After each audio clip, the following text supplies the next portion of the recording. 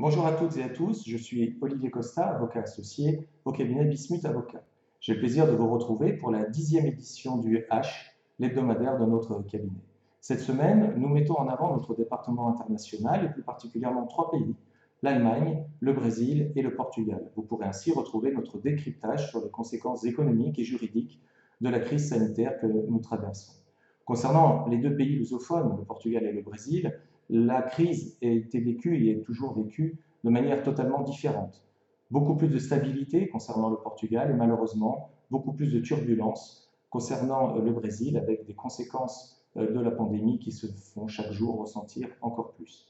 Plus près de nous, l'Allemagne, qui a pu montrer son leadership avec la France au sein de l'Union européenne, sera présentée par notre avocate bilingue of counsel, maître Sandra Nicolet, qui pourra vous présenter les mesures qui ont été adoptées dans ce pays. Je vous remercie pour votre fidélité. À très bientôt. Muito obrigado pela sua atenção. Cordial abraço e até breve. Pour faire suite aux propos de Maître Olivier Costa, pour ma part, je me suis intéressée aux mesures prises par la République fédérale d'Allemagne pour faire face à l'épidémie de la Covid-19 sur les relations contractuelles. Le 27 mars 2020, une loi sur les atténuations des conséquences du coronavirus a été adoptée. Elle prévoit un moratoire sur l'exécution des obligations contractuelles. Pour tous les autres contrats non concernés par cette loi, le droit général des obligations continue de s'appliquer.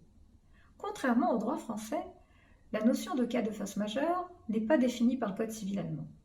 Il s'agit d'une notion d'origine jurisprudentielle. Si jusqu'à aujourd'hui, les juges allemands n'ont pas eu à se prononcer sur une qualification de cas de force majeure dans le cas de l'épidémie de la Covid-19, nous avons tout lieu de penser que l'application de cette notion ne sera pas automatique.